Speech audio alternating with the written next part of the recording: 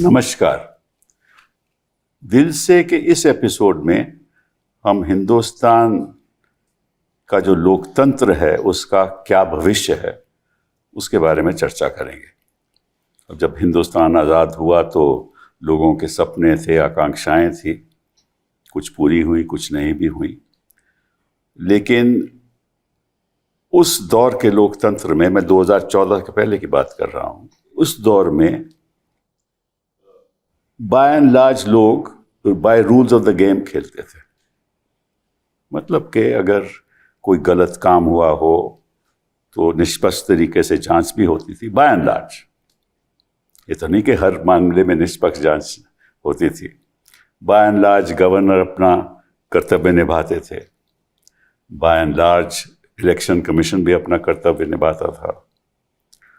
Bye and large जो हमारा संघीय ढांचा था वो भी लगभग सही तरीके से चल रहा था। और इतनी करवाहट राजनीति में कभी नहीं होती थी। लेकिन 2014 के बाद वो ढांचा बदल गया। और किस हद तक बदला, कैसे बदला, क्यों बदला, किसकी वजह से बदला और उसके नतीजे आज क्या हैं, ये एक चर्चा का विषय है। और इसीलिए हम आज इकट्ठा हुए हैं, इसके बारे में बात करेंगे। मैं 2-4 बातें आपसे कहना चाहता हूँ। पहली बात तो ये कि जब से मोदी जी सरकार में आए हैं तो इन्होंने जो गुजरात मॉडल, जो इनके दृष्टिकोण से बड़ा सक्सेसफुल रहा, वही मॉडल इन्होंने केंद्र में अपनाया। उसके आधार पे इन्होंने मीडिया पे कब्जा कर लिया। इन्होंने तय किया कि गवर्नर जो मैं कहूँगा वो करेगा। वो संविधान कुछ कहे ना कहे, अगर कोई असेंबली बिल पास करे तो गवर्नर उनको रोक देगा। और गवर्नर कभी भी किसी को भी मुख्यमंत्री बना सकता है। हम कोई भी सरकार, चुनी हुई सरकार हो, उसको हम गिरा सकते हैं, लोगों को खरीद सकते हैं। अगर कोई 10वीं शेड्यूल, 10th शेड्यूल कॉन्स्टिट्यूशन के अंतर्गत कोर्ट जाएगा तो वहाँ फैसला लटकाया जाएगा। 5 साल बीत जाएंगे, तब तक इशू ख़त्म हो जाएगा। और साथ साथ में हमारी जो वित्तीय ताकत है केंद्र की, उसके आधार पे हम जहाँ विपक्ष की सरकारें हैं वहाँ हम प्रोजेक्ट नहीं, पैसा नहीं देंगे। तो ये सब चीज़ें केंद्र से हो रही हैं। और इसका जो नतीजा ये है कि जो डबल इंजन सरकार की ये बात करते हैं, लगभग कई प्रदेशों में आज भी डबल इंजन सरकार है। और अगर ऐसा ही चलता रहा, और आज के दिन तो राज्यसभा इनके पास कोई लगभग 106 से 113 लोग हैं। अभी इन्होंने 7 लोग तो आपसे ले लिए, और उसका भी कोई चर्चा नहीं है मीडिया पे, मेन स्ट्रीम मीडिया पे कोई चर्चा नहीं है उसके बारे में। कोर्ट में जाओ तो कोर्ट भी सही, मैं सोचता हूँ कभी कभी हमें कुछ लगता है कि ठीक नहीं हो रहा, इससे ज़्यादा तो हम कह भी नहीं सकते। तो अगर कोर्ट अंपायर का अपना जो कर्तव्य है वो नहीं निभाएगा, इलेक्शन कमीशन इनका एजेंट बन जाएगा, गवर्नर एजेंट बन जाएगा, तो हमारा संविधान का क्या होगा। हम आज इसके बारे में चर्चा करेंगे। हमारे साथ मैंने ख़ास आज एकेडमिक्स के साथ चर्चा करने का मुझे मौका मिला है, और मैंने चाहा कि इनके नज़रिए से क्या लगता है। Mridula ji, thank you very much for being here. आप तो एक बहुत ही रिनाउंड हिस्टोरियन हैं और आप एक स्कॉलर हैं। Role of peasants in Indian independence, उसमें आपने बहुत काम किया है। आप डायरेक्टर रहीं, नेहरू मेमोरियल म्यूज़ियम लाइब्रेरी की डायरेक्टर रहीं। आपके माता पिता भी टीचर हिस्ट्री के थे। आपने GNLSR से अपनी डिग्री ली, JNU में गई और फिर वहीं PhD आपने की, faculty of centre for historical studies, कि आप professor of modern Indian history हैं, chairperson of the centre of historical studies रही। कई आपने किताबें लिखी हैं, और इंडिया स्ट्रगल फॉर इंडिपेंडेंस पे आपने किताब लिखी। और सिविल लिबर्टीज़ और राइट्स, लोगों के जो हक हैं उनके बारे में आप हमेशा जुड़ी रहती हैं। बहुत बहुत धन्यवाद आपका आने का। पुरुषोत्तम जी, थैंक यू वेरी मच। क्या मैं आपके बारे में क्या कह सकता हूँ? एकेडमिक हैं, राइटर हैं, क्रिटिक हैं, हिस्टोरियन हैं, और अपना भक्ति पोइट्री पे आपने, कबीर की वर्क्स पे आपने बहुत काम किया है। हिंदी लिटरेचर के आप माहिर हैं। पीएचडी आपने 1985 में जेएनयू से की कबीर की भक्ति के विषय में, और फिर आप एसोसिएट प्रोफेसर रहे जेएनयू में, फिर professor and chairperson of centre भी आप भी बने 2003 से लेकर 2007 तक। Visiting scholar, professor of oriental studies eight Cambridge, member of UPSC. हमारी एनसीईआरटी की किताबों में आपने बहुत काम किया है, और फिर आपने किताबें, बड़ी दिलचस्प किताबें लिखी हैं कबीर की कविता के बारे में, और कौन है भारत माता इसके बारे में, और अभी हाल ही में मजबूती का नाम महात्मा गांधी, ठीक है, महात्मा गांधी, उस पे बारे में आप लिखे। तो वो एक मोनोग्राम है, सुना है जी, छोटी सी किताब, मजबूती का नाम महात्मा गांधी। बहुत बहुत धन्यवाद आपका रहा, और खास साथ में आप हर बहुत कंट्रीब्यूशन करते हैं कई चीज़ों में आप, तो thank you. Rakshanda ji, thank you very much. मैं जब आपका बायोडेटा देख रहा था तो मुझे हैरानगी हुई, क्योंकि मुझे ये पहचान नहीं है कितनी किताबें आप लिख चुके। 25 तो मैंने देखी हैं। किसी ने नौकरी दे दी होती तो हम भी नॉर्मल आदमियों की तरह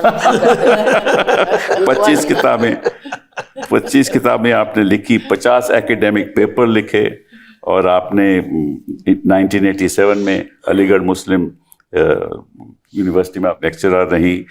देन फिर आपने पब्लिशिंग हाउसेज में बड़ा काम किया। टाटा मैग्रॉ हिल में काम किया आपने, Indian international centre publication division में काम किया, फिर जामिया में गई, फिर senior associate in the council of fellow of the council of social development, और फिर edited a lot of collection of short stories.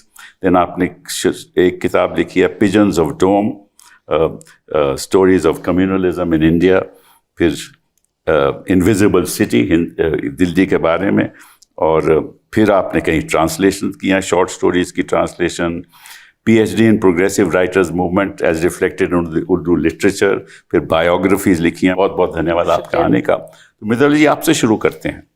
मैंने कुछ बातें आपके सामने रखी हैं, आपका क्या नजरिया है? मुझे लगता है कि इस वक्त हम एक बहुत ही, जिसको हम क्राइसिस कहते हैं, उस पॉइंट पे है, एक टिपिंग पॉइंट पे है। कभी कभी तो ये लगता है कि टिपिंग पॉइंट के दूसरी तरफ भी पहुंच गए हैं। अच्छा। और वापस आना मुश्किल है। मैं ये नहीं कहूँगी असंभव है, क्योंकि शायद मैं बॉर्न ऑप्टिमिस्ट हूँ, तो इसलिए नहीं कहने को तैयार हूँ अभी, पर उसके गहरे कारण भी हैं कि क्यों नहीं कहूँगी। पर सर्टेनली जो इस वक्त क्राइसिस है, जहाँ हम आ गए हमारे लोकतंत्र को, जो डेमोक्रेसी का इस वक्त सिचुएशन है, खासकर ये हाल ही में जो चुनाव हुए हैं, पहले भी हुए हैं, बहुत गड़बड़ें हुई हैं पिछले, जैसे आपने बताया कि 2014 से ही दौर तो चल रहा है। गुजरात मॉडल का इम्प्लीमेंटेशन कह लीजिए, आरएसएस मॉडल का इम्प्लीमेंटेशन कह लीजिए, तो क्राइसिस तो बढ़ता ही जा रहा था। पर 2024 में कुछ उम्मीद की किरणें ज़रूर दिखाई दे रही थी, क्योंकि उस वक़्त लगा था कि देश में कुछ ऐसे शक्तियां हैं कि जो लोगों के असली जो कंसर्न्स हैं उसको लेके आगे बढ़ने के लिए तैयार है, और उन्होंने एक अच्छा अच्छा एक फाइट दिया, और काफ़ी हद तक जो थे लोग रिस्पॉन्ड भी किए, और वो इलेक्शंस में रिफ्लेक्ट हुआ। पर उसके बाद हमने फिर से देखा कि जो रिजीम है, जो पावर में है, जो लोग, वो तो एकदम से उसको रिवर्स करने में लग गए। पर शायद जो लोग दूसरी तरफ थे वो थोड़े कंप्लेसेंट हो गए कि अब हमारा आगे का रास्ता खुल गया है, और जिस जोर से और जिस सीरियसनेस से उस मौके को बढ़ाना चाहिए था, उसको वाइडन करना चाहिए था, शायद हम लोग नहीं कर पाए। नतीजा अब जो आया है, मेरा ये मानना है कि इस वक्त ये जो इलेक्शन हुए हैं, और खासकर बंगाल में, इसको इलेक्शन कहना बहुत मुश्किल है in any sense of the term. मतलब हम हिस्टोरिकली स्टडी करते आए हैं कि इंडिया में कैसे इवोल्यूशन हुआ डेमोक्रेसी का, इलेक्ट्रल सिस्टम कैसे बना, कैसे हमारे फ्रीडम फाइटर्स ने सैक्रिफाइसेस करी डेमोक्रेसी को लाने के लिए, सिर्फ इंडिपेंडेंस के लिए नहीं। 200 साल पहले राम मोहन रॉय ने अंग्रेज़ों के साथ स्टैंड लिया और कहा कि freedom of the press has to be given, वो लड़े उसको लेके। सुरेंद्रनाथ बैनर्जी जेल गए फ्रीडम ऑफ द प्रेस के लिए। लोकमान्य तिलक 2 साल रिगरस इम्प्रिजनमेंट उनको तो वो हुआ। तो खुद सब एडिटर थे वही न्यूज़पेपर तो के। सभी तो महात्मा गांधी को उन 22 में जो है सेडिशन के लिए, वो भी इसलिए कि उन्होंने उनके यंग इंडिया में उन्होंने 2 ऐसे आर्टिकल लिखे थे जो कि बिल्कुल सेडिशस माने जाते। तो बहुत लंबी कहानी है जो हमने प्रेस की आज़ादी के लिए हमारे स्वतंत्रता संग्राम ने लड़ी, और फिर उसका पूरा मकसद यही था कि आज़ादी के बाद एक full parliamentary system based on adult franchise, जो कि प्रॉमिस तिलक के टाइम से हो रही थी। 1895 में तिलक ने constitution of India bill public में पारित नहीं किया, चलाया, जिसमें एडल्ट फ्रेंचाइज की बात ऑलरेडी आ गई थी, जबकि दुनिया में अभी एडल्ट फ्रेंचाइज बहुत दूर था। और फिर नेहरू रिपोर्ट में महिलाओं को वोट मिला, जो एग्जैक्टली, और नहीं, नेहरू रिपोर्ट में और फिर जो कराची रेजोल्यूशन है उसमें तो बिल्कुल साफ। सो 1931 ये तो तब तक तो कांग्रेस ने और नेशनल मूवमेंट ने और ऑल पार्टीज ने ये मान ली थी, और कॉन्स्टिट्यूशन में तो ये बिल्कुल साफ आ गई थी बात। तो मैं ये सोचती हूँ कि जो एडल्ट फ्रेंचाइज हमने प्रॉमिस किया था उसको अगर आज हम वापस ले रहे हैं तो हमारी 92% लोग वोट किए, 92% जी हाँ किए, और 90 लाख ऑलमोस्ट 1 करोड़ लोग जो है उनके आपने वोट काट दिए। मैं कई बार ये सोचती हूँ आयरलैंड की पॉपुलेशन 5 मिलियन के आसपास है, तो 2 आयरलैंड के बराबर लोग जो हैं आपने एक स्टेट में, वो कंट्री भी नहीं है, वो एक स्टेट है हमारी जिसमें आपने काट दिया। उसमें 30 लाख तो कहते हैं ठीक ठाक, 60 लाख जो भी है इशू ये है, आपने समय दिया, उसमें प्रोसेस फॉलो करने के कोई प्रयोजन थे। आपने लोगों को जो कहा कि आप ऑनलाइन ऑब्जेक्शन दीजिए, इस देश में कितने लोग हैं जो ऑनलाइन फॉर्म भरना जानते हैं, ठीक से ऑब्जेक्ट कर सकते हैं? फिर आपने उनको कितने दिन दिए? ट्रिब्यूनल बैठे ही नहीं थे जिस दिन पहली वोटिंग हो गई थी। तो एक पूरा, तो आपके हिसाब से जो इलेक्शन कमीशन का मामला है ये बहुत सीरियस है। और सिर्फ इलेक्शन कमीशन की बात नहीं, इलेक्शन कमीशन किसके कहने पे बात कर रहा है? इलेक्शन कमीशन कोई हवा से या हेवन से तो गिर के यहाँ आया नहीं है। I mean it's part of a whole system. और मैं एक चीज कहूंगी कि एक पूरा जो जैसे 1951-52 के जो पहले इलेक्शन थे, उसमें अगर हम थोड़े से उनके दस्तावेज देखें उस वक्त के, conversations between Nehru, first election commissioner, वो सारा जो उस वक्त था, तो उनको ये इंस्ट्रक्शंस थे, you must try to include as many people as possible. एक भी आदमी छूटे ना, ये नहीं कि एक भी गलत आदमी अंदर आए ना, ये जरूरी नहीं है कि उसमें भी गलत आदमी थोड़े बहुत नहीं आए होंगे, पर एक पर्सपेक्टिव है कि ये हमारी जनता है, ये हमारा देश है, और हमारी रिस्पॉन्सिबिलिटी है कि एक भी आदमी छूटे ना। हमारा अमेरिकन सिस्टम नहीं है that you have to come and register as a voter. You are a resident, you are a citizen of this country. By virtue of that, आपका हक है। और अगर एक भी आदमी का हक गया, मैं मानती हूँ, तो ये इलेक्शन इलेजिटिमेट है। तो ये बताइए मुझे पुरुषोत्तम जी कि ये ठीक है, चलिए, पर इसका जो ये तो एक उदाहरण है कि किस तरह से लोकतंत्र पे हमला हो रहा है, लेकिन इसके जो निचोड़ क्या है, इसके पीछे जो सोच क्या है? देखिए, एक तो सबसे पहले ये हम ध्यान में रखें कि 27 लाख वोटर्स कंट्रोवर्शियल हो सकता है कि उनका वोट वाकई हो सकता है ना हो, लॉजिकल ये तो नहीं, ये तो सरकार मतलब इलेक्शन कमीशन और एक तरह से सुप्रीम कोर्ट ने माना कि 27 लाख लोगों के केस में कुछ दम है। मुझे सारे सिलसिले में जो सबसे ज्यादा चिंताजनक टिप्पणी लगी है वो ये सुप्रीम कोर्ट का ऑब्जर्वेशन कि वो लोग इस बार वोट नहीं दे पाए तो अगली बार दे लेंगे। यानी जैसे वोट देना जैसे गोया कोई मेले में जाना है कि इस हफ्ते आप हाट में नहीं जा पाए तो अगली बार हाट में चले जाइएगा, आइसक्रीम कल खा ये आपको इसमें कपिल जी जो सबसे बड़ी बात मुझे लगती है कि टॉप इंस्टीट्यूशंस में, आप कॉम्प्लेसेंसी वगैरह की बात हो रही थी, अभी अपोजिशन की कॉम्प्लेसेंसी उस पर अलग से बात मैं करूंगा, लेकिन टॉप इंस्टीट्यूशंस में जो एक negligence for the very spirit of democracy, ये सबसे ज्यादा चिंता की बात है। अरे ठीक है भाई, यानी हेल्दी डेमोक्रेसी अगर ये होती तो ये होता कि चुनाव 6 महीने टाल दिए जाएंगे, लेकिन इन 27 लाख केसेस का तो निपटारा होगा, इसमें कितने जेन्युइन है कितने नहीं है ये निपटाया जाए पहले, फिर हम वोट करेंगे। आपको कोई फर्क ही नहीं पड़ता। ये एक वाइडर मेलेडी का सूचक है, और वो ये है देखिए, एक बात हम बहुत अच्छी तरह समझ लें, दुनिया की कोई भी डेमोक्रेसी या कोई भी सिस्टम हो, वो केवल लिखित नियमों से नहीं चलता। आप जानकार हैं कानून के, आप मंत्री रहे हैं। एक चीज होती है नॉर्म, एक होती है मर्यादा, और ये हम अपने सामाजिक व्यवहार में भी देखते हैं। कोई लिखित नियम नहीं है कि आप अपने टीचर के सामने स्मोक नहीं करेंगे, लेकिन आमतौर से हमारे देश में लोग टीचर के सामने स्मोक नहीं करते, पिताजी के सामने स्मोक नहीं करते। There is no written law, लेकिन एक लिहाज जिसको कहते हैं, एक नॉर्म होते हैं, मर्यादा होती है। और ये केवल सोशल रिलेशंस में नहीं बल्कि पॉलिटिकल प्रोसेसेस में भी इसका बहुत बड़ा योगदान होता है। और वो धीरे धीरे सब खत्म हो रहे हैं, जो अभी आप जिक्र कर रहे थे, और तमिलनाडु में जो हो रहा है। यानी भी गवर्नर का जो काम है, वो लिखा जो भी हो, लेकिन अभी तक की एस्टेब्लिश प्रैक्टिस ये है कि आप दावा कर रहे हैं, आपके पास बहुमत होने का है, बहुमत से कुछ कम का दावा है, बनाइए सरकार और 15 दिन में, 20 दिन में, 10 दिन में साबित कीजिए on the floor of the house. लेकिन यहाँ उनको पूरे दस्तखत 118 चाहिए। अब जो मैं बात कह रहा हूँ सर, जब कोश्यारी जी ने महाराष्ट्र में वो तो सुबह 4 बजे बना दी थी सरकार, सुबह 4 बजे बना दी थी, तो कोई ऐसी बात थी नहीं। हाँ, तो वही मैं कह रहा हूँ ना, क्योंकि अब मैं आता हूँ उस बात पर जो मुख्य चीज है, जो आपने कहा कि इसके पीछे क्या है। देखिए, अपोजिशन की कॉम्प्लेसेंसी केवल ये नहीं है कि वो चुनाव को लेकर 2024 को लेकर ये हो गए। कॉम्प्लेसेंसी ये है कि अभी तक इस मुल्क में ज्यादातर लोग जो डेमोक्रेट्स हैं, वो असली डिजाइन को या तो समझते नहीं है या जानबूझकर इग्नोर करते हैं। ये सब जो है बेसिकली, एक बात हमें साफ तौर से माननी चाहिए कि at the moment in this country RSS is the only organisation which has a very clear cut plan for future, which has a perspective. वो 2012 और 2014 और 2016 के हिसाब से काम नहीं करती है। एक पर्सपेक्टिव है, उससे आप असहमत हो, जो भी हो, मैं घोर असहमत हूं उससे, but I have to recognise the fact कि they have a very clear cut idea and a road map of making Hindu Rashtra. Hindu Rashtra, India is Hindu Rashtra, this is as simple as that.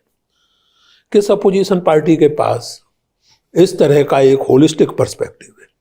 कभी आप किसी एक आइडेंटिटी को लेकर शुरू हो जाते हैं, कभी आप किसी एक लैंग्वेज को लेकर शुरू हो जाते हैं, कभी कोई डेमोक्रेटिक राइट का सवाल आ जाता है। होलिस्टिक पर्सपेक्टिव कहाँ है? कभी आप कहते हैं कि जितनी जिसकी हिस्सेदारी उतनी उसकी भागीदारी।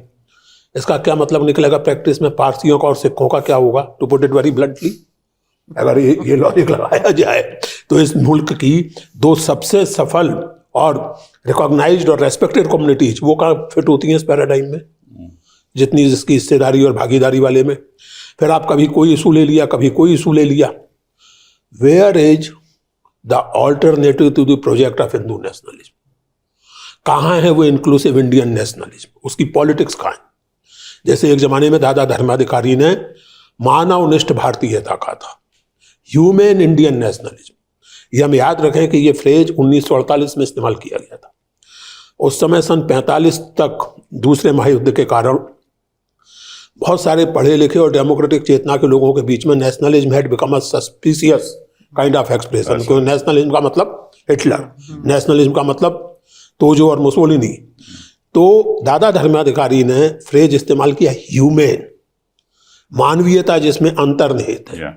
और ये उसी फ्रीडम मूवमेंट का लॉजिकल कल्मिनेशन था, जिसमें यह था कि हिंदुस्तान का हर आदमी जिसकी इतनी उम्र है, उसका मजहब कोई हो, उसकी जात कोई हो, उसका अकीदा कोई हो, उसकी पॉलिटिकल आइडियोलॉजी कोई हो, वो इस देश का नागरिक है, उसे वोट देने का अधिकार है। ये एक सिंबॉलिक सी और नाटकीय सी बात लगती है, लेकिन अभी अभी तमिलनाडु में मैं देख रहा था कि किसी एक कॉन्स्टिट्यूएंसी में एक सज्जन 1 वोट से हारे। एक बहुत मशहूर किस्सा बहुत पहले का है, राजस्थान के कांग्रेस नेता सीपी जोशी 1 वोट से हार गए थे, और उसमें आयरनी ये थी कि वो वोट उनकी पत्नी का था, वो वोट देने नहीं गई थी किसी वजह से, और जोशी जी हार गए। नहीं, लेकिन देखिए सिवल साहब, जो बात मैं कह रहा हूँ, 1 वोट से चुनाव में हार जीत हो जाती है, केवल फिल्मी कहानी नहीं है, 2 घटनाएं हमारे सामने हैं। और ऐसी हालत में ये कहा जाना और इस पर कोई प्रॉपर आउटरीच ना होना इंटेलेक्चुअल्स के बीच में, मीडिया में, कहीं भी, कि 27 लाख लोग, कोई बात नहीं, अगले साल देखा नॉर्मलाइज। ये जो नॉर्मलाइजेशन है और ये जो टोटल नेग्लिजेंस ऑफ नॉर्म्स, मर्यादाएं, और जो इंस्टीट्यूशंस को डेलिबरेटली खत्म किया जा रहा है, चाहे वो इलेक्शन कमीशन हो, चाहे वो यूजीसी हो, चाहे वो और कोई इंस्टीट्यूशन हो, डेमोक्रेसी को खत्म करना अगर आपको है किसी भी मुल्क में, तो जो इंस्टीट्यूशंस हैं, उनकी जो ऑटोनॉमी है, उनकी जो अपनी एक इंटीग्रिटी है, मॉडल था, यही तो गुजरात मॉडल, यही गुजरात मॉडल था और यही ट्रंप मॉडल है। और ये संयोग थोड़ी है कि ट्रंप साहब इस देश में अभी भी बहुत सारे लोगों के आदर्श हैं। तो भाई आपको बताऊं, मैं अभी शुभेंदु अधिकारी ने एक भाषण दिया था अभी, उन्होंने कहा था कि हिंदुओं को वोट करना चाहिए, नहीं तो ये बांग्लादेश बन जाएगा। हाँ बिल्कुल, देखिए सीधी सी बात है।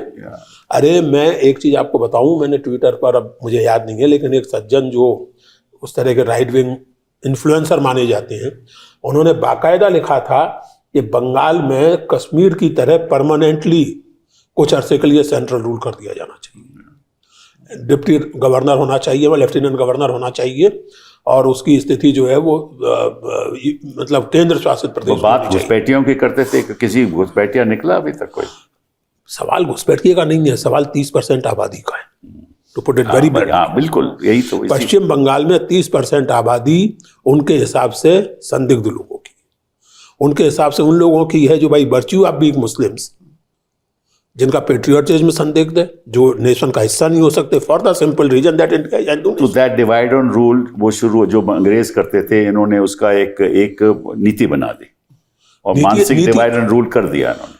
और इसलिए देखिए, ये जो आप कह रहे हैं ना, इसमें मेरी चिंता ये नहीं है कि उन्होंने कर दिया, क्योंकि इन्हें तो करना ही था। मैं फिर से कहूंगा कि इस स्थिति में इस पर थोड़ी गंभीरता से और ईमानदारी से कांग्रेस, लेफ्ट, सोशलिस्ट पार्टी के बहुत सारे जो इस समय रूप हैं, सपा और आपका जनता दल और जनता दल यूनाइटेड और बसपा जैसी जो दलित पार्टियां या अम्बेडकरवादी पार्टियां, सोचना उनको चाहिए। ये उनके लिए सोचने वो की तो बात। भाजपा का साथ दे रहे हैं, आपको मालूम है क्यों? यही तो प्रॉब्लम है ना।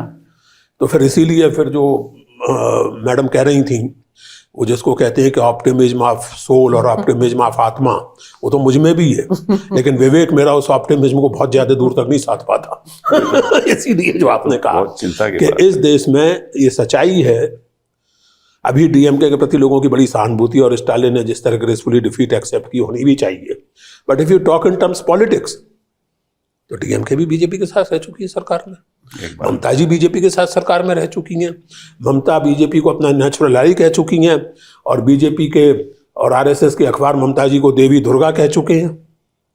तो ये किसने नहीं किया है? प्रिसाइसली यही मेरा पॉइंट है कि आपको लगता है कि अभी सरकार बना ली, चलो अगली बार देखा जाएगा, इस बार बीजेपी के साथ, अगली बार कांग्रेस के साथ, इस बार किसी के साथ। बीजेपी जिस पॉलिटिकल आइडियोलॉजी को रिप्रेजेंट करती है, बीजेपी की सारी स्ट्रेटेजी वहां से आती है। मोदी जी के ज़माने में वो बहुत एग्रेसिव हो गई है और सारी इंस्टीट्यूशंस वगैरह के प्रति बहुत इनसेंसिटिव हो गई है, लेकिन एसेंशियली जो पॉलिटिकल पर्सपेक्टिव है वो बहुत क्लियर है, और वो है हिंदुत्व या हिंदू नेशनलिज्म का। जब तक आपके पास, और वो एक इमोशनल मामला है, फ्रैंकली उसको आप नकार नहीं सकते, वो अपील करता है लोगों को, किसी को भी अपील करेगा, और उसमें फिर इस तरह के तर्क आ जाते हैं कि मुसलमान, उसका ढांचा, उसका जो बुनियाद होगा वो तो नफरत होगा ना। फिर तो नफरत, आपको सर, आप इतने बड़े वकील हैं, आपको लगता है कि जिंदगी में नफरत के बिना बहुत कुछ हो जाता है?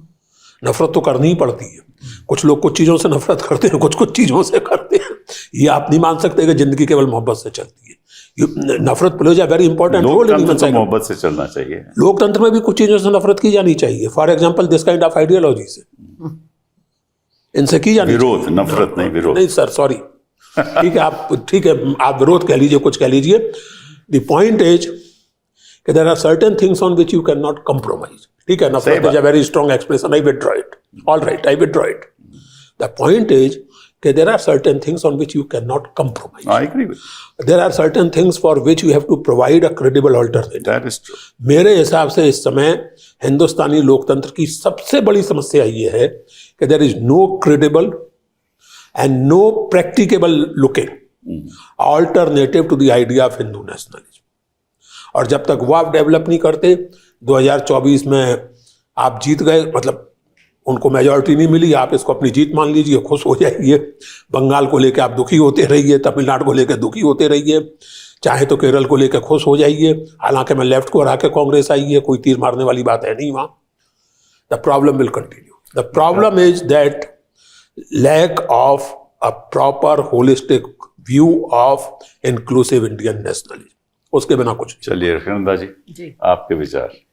सर, मैं ये सब बातें सुन रही हूँ और मुझे याद आ रहा है कि अभी 2 दिन पहले टीवी पे हमने देखा कि एक सज्जन जो भवानीपुर से और नंदीग्राम से इलेक्ट हुए हैं, उन्होंने खुल के साफ अल्फाज में कहा कि एक्स कम्युनिटी ने मुझे वोट दिया है, मैं एक्स कम्युनिटी के लिए काम करूँगा।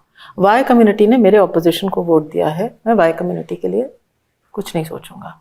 तो अब हम डेमोक्रेसी, तो अब तक हम जो टेक्स्ट बुक से पढ़ के आए थे और जो हमारी सोच थी हुई थी कि जब टेम्पल ऑफ डेमोक्रेसी यानी पार्लियामेंट में जब आप आते हैं तो आप अपने सारे अपनी कंस्टिट्यूंसी के सब लोगों के लिए बात करते हैं। वो 30% है या 20 हैं या 10 हैं, ये अलग बात है, but whoever is in your constituency, you represent their rights.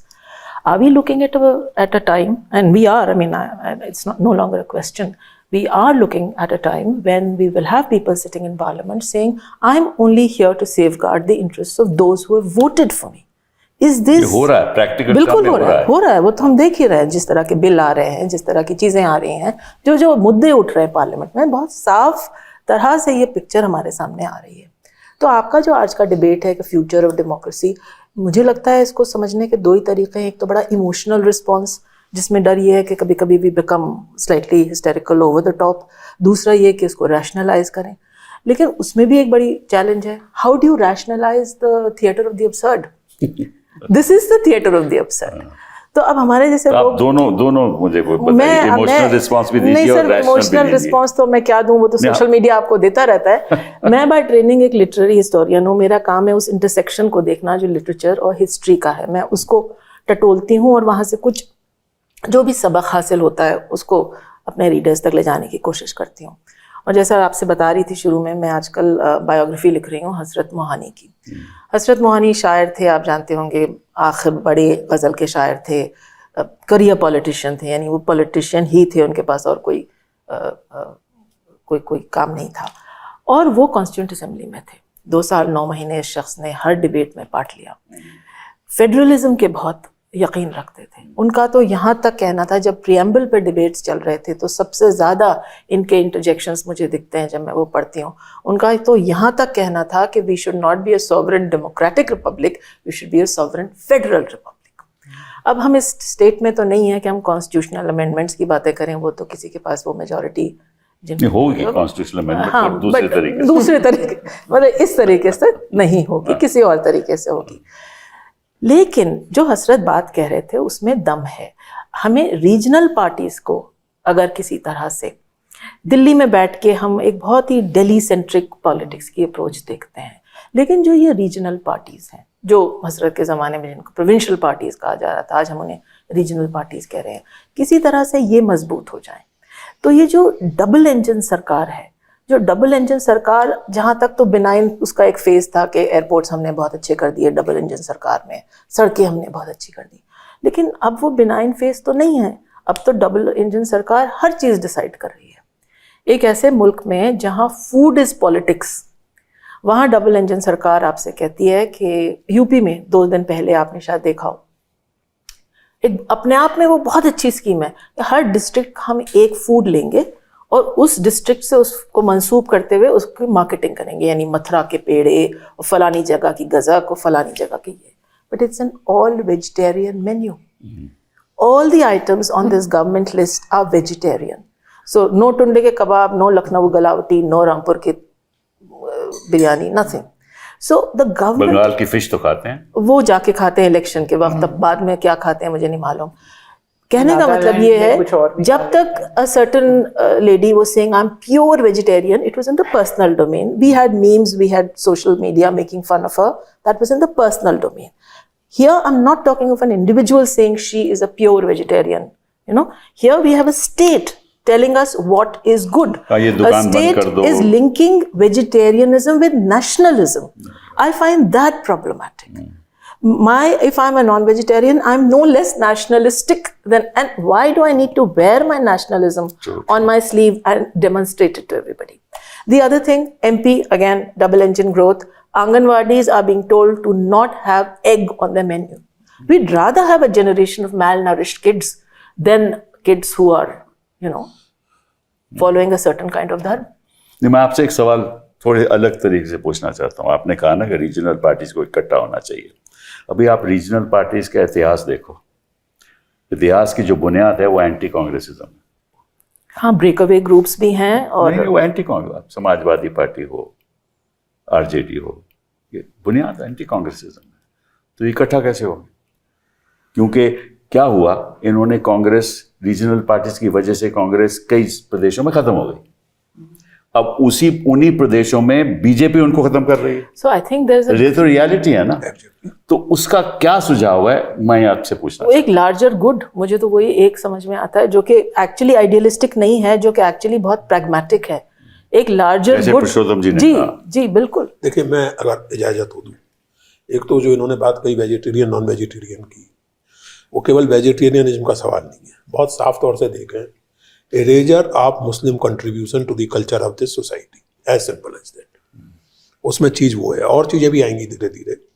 अब यानी इससे ज़्यादा रेडिकुलस कुछ, वही the way I am vegetarian, लेकिन इससे ज़्यादा रेडिकुलस कुछ नहीं हो सकता कि आप लखनऊ के खाने की बात करें, सिग्नेचर खाने की, और उसमें कबाब ना हो।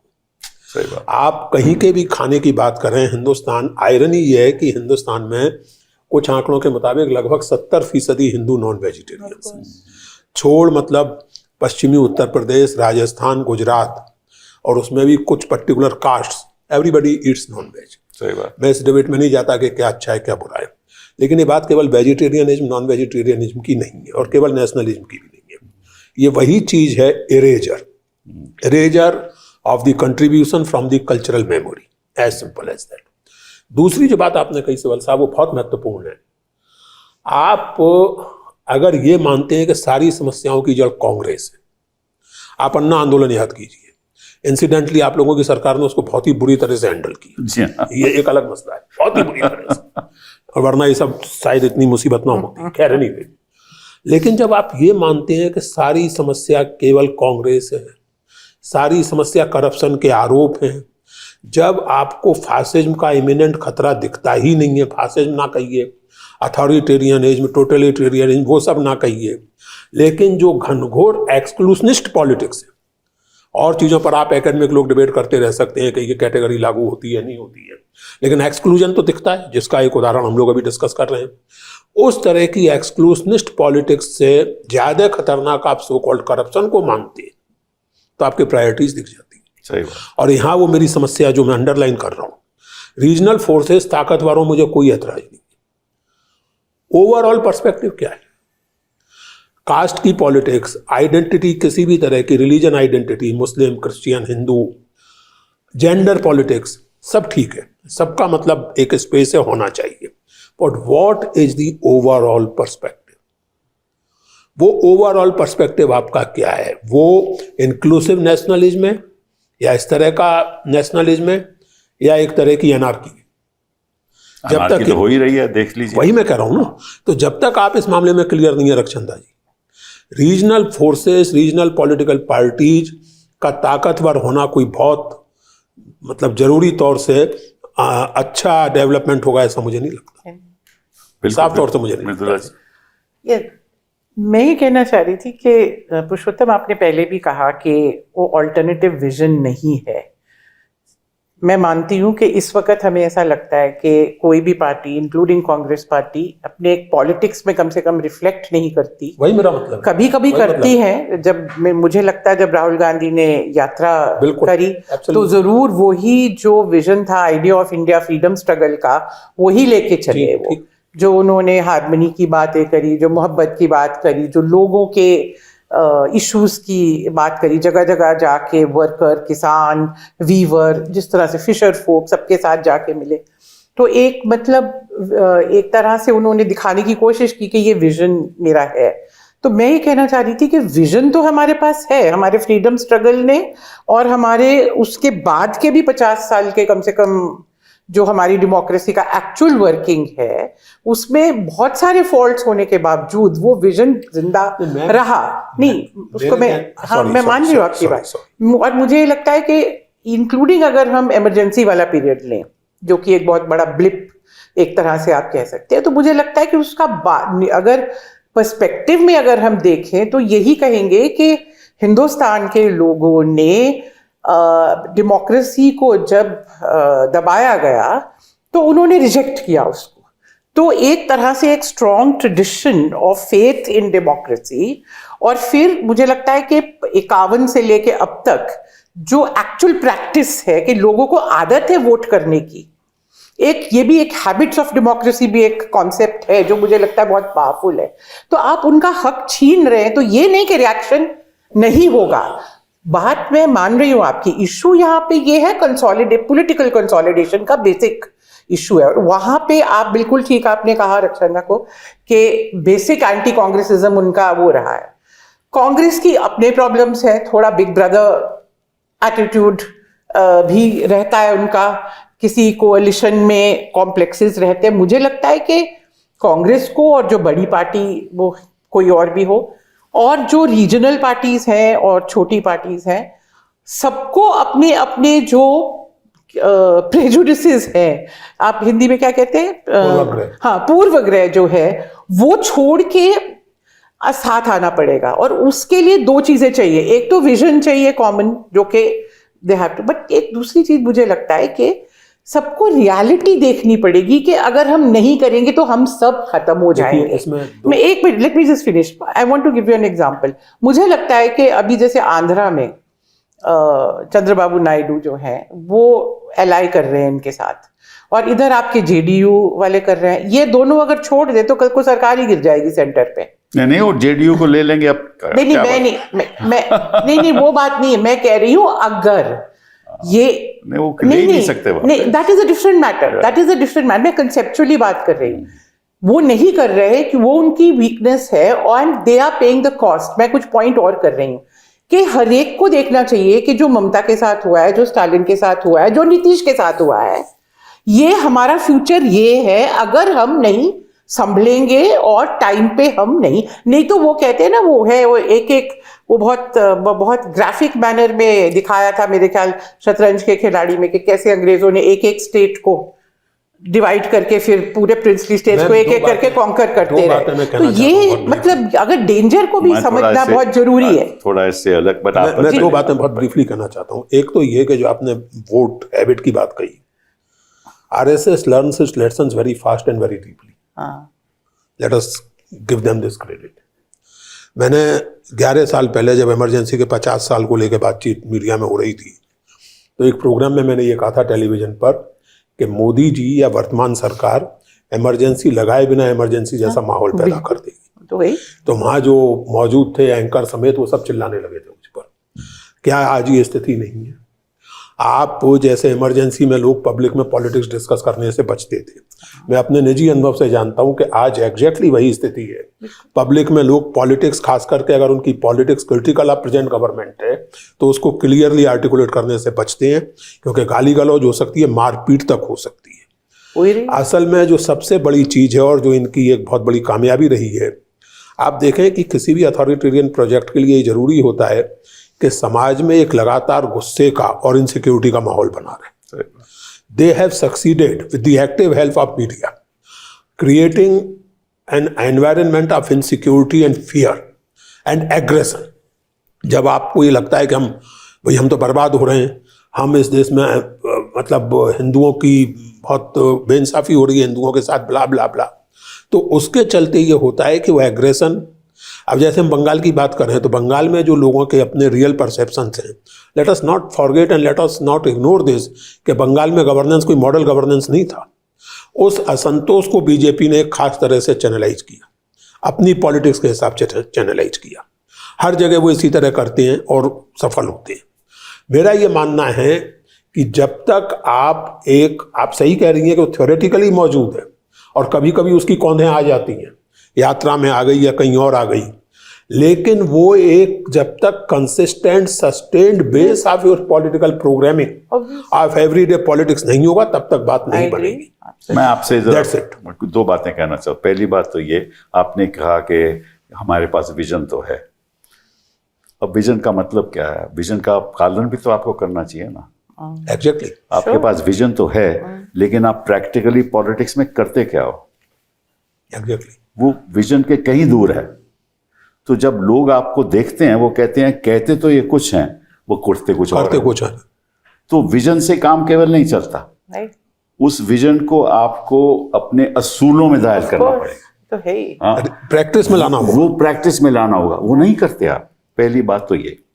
दूसरी बात, ये इतना विशाल देश है, बिल्कुल 140 करोड़ लोगों का देश है।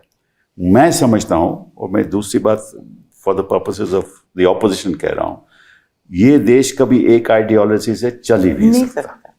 ये मेरा अपना मानना है, मैं गलत भी हो सकता हूं, ठीक है। बिल्कुल नहीं। और इतनी विभिन्न, मतलब कि यहाँ सोच के लोग हैं कि एक दायरे में उनको आप ला ही नहीं सकते, ठीक है ना।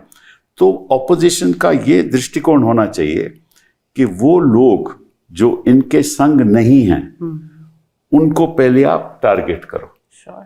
और फिर इकट्ठा होकर देखो कि कैसे ये लड़ाई लड़ सकते हैं। एग्जैक्टली, बहुत सही कहा। हाँ, जब से ये नहीं आप करोगे, उसमें देखो लाखों यहाँ वो आपके जो एनजीओ हैं, लाखों लोग एनजीओ जो इनके खिलाफ हैं, हमें मालूम ही नहीं कौन एनजीओ हैं। और ये फेडरल ढांचा जब अगर खत्म हो जाएगा तो इनका राज भी खत्म हो जाएगा।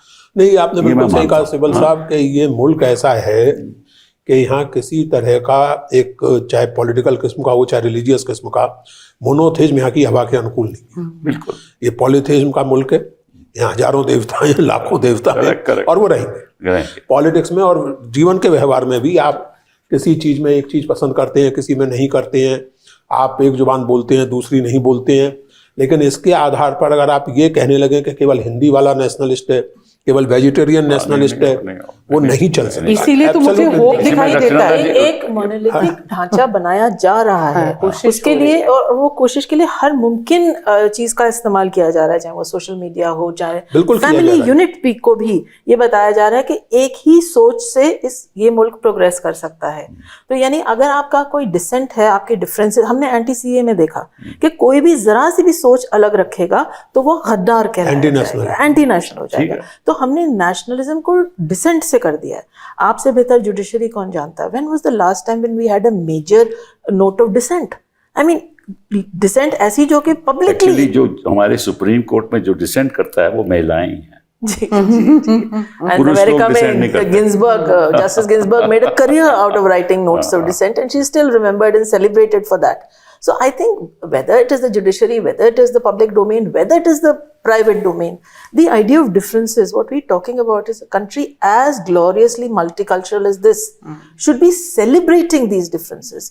Instead, we are being taught to be ashamed of differences. But who should send that message? ये एक सबसे एक बहुत but important again sir, in a holistic perspective, देखिए जो सारे आपके फर्क होते हैं, सारे differences, dissents, but there is a notion of a kind of holisticness. जब आप सुप्रीम कोर्ट में या किसी भी कोर्ट में जो जज डिसेंट करता है, वो हर चीज पे डिसेंट नहीं करता। Dissent is on a particular issue, on a particular verdict, but then is part of the system. वो और बेंच पे बैठेगा तो पूरी बेंच के साथ एग्री करेगा, उसके किसी फैसले से दूसरा जज डिसेंट करेगा। तो जब तक वो सेंस ऑफ एक सिस्टम नहीं होगा, उसी को मैंने कहा मर्यादा और जो नॉर्म्स, जब तक आप You उनको are recapture नहीं paraphrasing करते, Nehru उनको verbatim. This is what Nehru said all the Exactly. time. There is नहीं, नहीं, diversity and there is also there is something common. You know? Because Absolutely. Nehru इस मुल्क को, समझते इसकी थे। समस्याओं को, इसकी पोटेंशियल्स को, इसके चैलेंजेस को बहुत गहराई से और बहुत दूर तक Exactly, समझते थे। That's why. exactly. आप सही कह रही हैं, मैं वही कह रहा हूँ। बिल्कुल। और काश, मैं तो खैर और कुछ लोग भी नहीं कह रहे हूँ, होते। काश मैं कुछ नहीं हूँ, काश कांग्रेस वाले ये कह रहे होते और समझ रहे होते, नेहरू की पार्टी वाले ये कह और समझ रहे होते। Absolutely. So that's the whole point. लेकिन तो मैं तो ये जो इसीलिए- मैसेज, ये जो मैसेज है इस किस्म का जो आप कह रहे हैं, ये मैसेज कहाँ से जाना चाहिए? ये तो हम सबसे जाना चाहिए। हम सबसे जाना नहीं, चाहिए। नहीं नहीं, अब मेरा थोड़ा सा डिफरेंस ऑफ ओपिनियन, हम सबसे तो जाएगा ही। हाँ, सही बात है। लेकिन जो जो जहाँ से मैसेज जाना चाहिए वो है supreme court of India. I agree. सही कह रहे हैं, ठीक है ना? बिल्कुल ठीक। जब तक supreme court of India, And the opposition also. the opposition, तो that is political. I'm not talking of politics. Why it is political? Celebrating a difference, नहीं celebrating a difference नहीं, of मैं कुछ opinion. और कह रहा हूँ। अगर सुप्रीम कोर्ट अपने फैसलों से जी बिल्कुल हाँ, सही of कह रहे course. हैं। ये कहे कि बुनियादी तौर पे You are ये absolutely right. देश ऐसे चलना चाहिए, हाँ, ऐसे नहीं कि भाई बाद में वोट दे जैसे देंगे। Exactly. That was egregious. जो आप कह रहे हैं ना कि ऑप्टिमिज्म वगैरह, तो ऐसे कभी कभी ऑप्टिमिज्म के मोमेंट्स में मुझे लगता है कि शायद मैंने सपना देखा था। ऑनरेबल कोर्ट ने ऐसा कहा नहीं था, लेकिन ऑनरेबल कोर्ट ने ऐसा कहा ये तो है कुछ भी नहीं है। 27 अब लाख देखो, लोगों के बाद में आप देखा उमर खालिद को 5-5 साल आप जेल रखे हो, किस लिए भैया? कोई पता ही नहीं है क्या है उसका। सोनम अरे भाई, मांग चुके आप पिटिशन, 6-8 महीने आप उसको लटकाए जा रहे हो, तो क्या मैसेज उसने अपराध किया है तो सजा आप क्या मैसेज जाता है कि भैया आप इसको अंदर रखो, कोई बात नहीं, कोर्ट कुछ नहीं करने वाला। तो अगर ये मैसेज नहीं जाएगा, बहुत सही कह रहे हैं, तो फिर जो ऑपोजिशन की बात करेंगे वो कैसे बात करेंगे? बिल्कुल ठीक बात। ये एक बहुत भारी सवाल उठता है। तो यहाँ एक अच्छा दूसरा मुझे याद है, शेषन साहब को एक किसी पत्रकार ने पूछा, मुझे याद नहीं वो कौन था, पर उसने पूछा कि भाई आप कैसे चलाते हो? सर मैं कोई सरकार का चीफ इलेक्शन कमिश्नर थोड़ा, भारत का इलेक्शन कमिश्नर, मैं तो भारत का चीफ इलेक्शन कमिश्नर हूँ, ठीक है ना? तो कोर्ट तो भारत के लिए है, चीफ इलेक्शन कमिश्नर भारत के लिए है, गवर्नर भारत के लिए है, ठीक है ना? यूपीएससी भारत के लिए है, तो यूनिवर्सिटीज भारत के लिए हैं। अब यूनिवर्सिटीज को आप बोलो ऐसे प्रोफेसर रखोगे, उनको एडहॉक सैलरी दो, वो ये पढ़ाएंगे, ये किताबें पढ़ानी चाहिए, तो कौन से आइडिया ऑफ इंडिया की आप बात कर रहे हो? और ये बात सुप्रीम कोर्ट से आनी चाहिए, ठीक कह रहे हैं। जब उनके पास मुद्दे जाते हैं। यही दुआ करें कि कभी आए। हम तो कोशिश करते हैं, रोज के रोज कोशिश करते हैं, कभी कभार तो दुआ करें कि आपकी कोशिश कामयाब हो। निराश होकर वापस आ जाते हैं। आप इलेक्शन कमीशन की बात कर रहे थे, तो जब पहला जनरल इलेक्शन हुआ तो जवाहरलाल नेहरू बहुत जल्दी में थे, तो हर चीज में जल्दी में रहते थे, और उनको तो याद था कि इलेक्शन जल्दी होना चाहिए ताकि लेजिटिमाइज हो। He did not want to run a government which had not had an open election. तो उन्होंने इलेक्शन कमिश्नर को कहा कि आप तो बहुत देर लगा रहे हो, ये सारा प्रोसीजर। इलेक्शन कमिश्नर ने कहा हमारा प्रोसीजर जो है वो हमारा बिल्कुल प्रोसीजर सही है। है, बिल्कुल। जब हम समझेंगे कि हमने ठीक तरह से पर यहाँ we have reached every person, पर मित्रा हम जी, तब यहाँ वो तो करेंगे। बुलडोजर पॉलिटिक्स है। वही तो, look at the यहाँ तो difference। ग्राउंड पे भी बुलडोजर पॉलिटिक्स, मानसिक बुलडोजर पॉलिटिक्स, हर तरफ से बुलडोजर पॉलिटिक्स। Absolutely। और जब से आप अब देश की जनता को भी उजागर होना चाहिए ना कि हमारे साथ होगा क्या। इस समय मुसलमानों के खिलाफ, कल क्रिश्चियंस कई के बार ये खिलाफ, होता है सर, फिर किसी और के खिलाफ, फिर किसी और के खिलाफ। कई बार ये होता है, देखिए वो कहते हैं कि बाद मरने के मेरे उनका पयाम आया तो क्या आया। तो कई बार मुझे लगता है कि इस मुल्क का वही होने वाला है कि बाद मरने के मेरे उनका पयाम आया तो क्या आया। इसलिए जो बात आप कह रहे हैं, चाहे supreme court, intelligentsia, political parties, अब अगर सोते रहे तो अब बहुत गुंजाइश नहीं है, क्योंकि मुझे इससे फर्क नहीं पड़ता कि कौन सा चुनाव जीत लिया, कौन सा हार गए, लेकिन ये जो चीज़ें कॉमन सेंस बनती जा रही हैं, ये जो चीज़ें नॉर्मलाइज बनती जा रही हैं, इस चीज़ को लेकर कोई बेचैन नहीं होता, साधारण आदमी से लेकर सुप्रीम कोर्ट तक, कि 27 लाख लोगों के क्लेम आप मान रहे हैं कि उनमें दम हो सकता है। मैं आपकी बात पे बात कर रहा हूँ। मैं 90 लाख, कोई परेशान नहीं, मैं 90 लाखों को छोड़ता हूँ। नहीं छोड़िए, बाकी जो अपील में है, वही मैं कह रहा हूँ कि उन 27 लाख लोगों के क्लेम आपको लग रहा है कि दम हो सकता है। आप ये कहने की बजाय कि जब तक ये क्लेम नहीं सेटल हो जाते चुनाव नहीं हो सकता, बिल्कुल। आप कह रहे हैं कि ये लोग अगले साल का मतलब 5 वर्ष बाद वोट दे लेंगे, और इस पर कोई आउटरीच नहीं है। दिस सोच के हाउ से लोग वोट नहीं कर पा रहे थे। हाँ, ये कितनी हमारी डेमोक्रेसी की सेहत कितनी खराब है, ये इस एक उदाहरण से स्पष्ट होता है। सही बात है, लेकिन फिर भी हमें होप है। नहीं, वो तो है कि ये देश बरकरार रहेगा। देखिए ये आउटरेज जो है ना, देखिए एज ए हिस्टोरियन मैं कहूँ, ये आउटरेज जो है ना वो कभी इमीडिएटली नहीं दिखाई देता। एक सोसाइटी में एक डिसकंटेंट बिल्ड अप होता है, कब वो इरप्ट करेगा, फ्रेंच रेवोल्यूशन किस डेट को होगी, आप पहले से प्लान करके कोई भी नहीं कर सकता, पर एक सोसाइटी पे बिल्डअप होता है, उसको जब मौका मिलता है। सच बात बताऊं, वो हो भी रहा है। बहुत बढ़िया। इंदिरा गांधी ने जब इलेक्शन डिक्लेयर किया तो आउटरेज सामने निकला। युवाओं से बात करते हैं, हो भी रहा है। क्योंकि इतनी ज्यादा अनएम्प्लॉयमेंट बढ़ चुकी है, इतनी ज्यादा बढ़ चुकी है, और शिक्षा का में कोई सुधार नहीं आया। तो लोग मतलब कि 1 करोड़ 20 लाख लोग, युवा लोग तो सोसाइटी में रोज आते हैं। देखिए सर, हर साल आते हैं। मेरा कहना यह है कि हम लोग इस बात पर एग्री कर सकते हैं कि अपने अपने असेसमेंट हो सकते हैं, लेकिन एक जिसको कहते हैं कि optimism even in the worst conditions is a moral responsibility. That's correct. So to that extent I am optimist.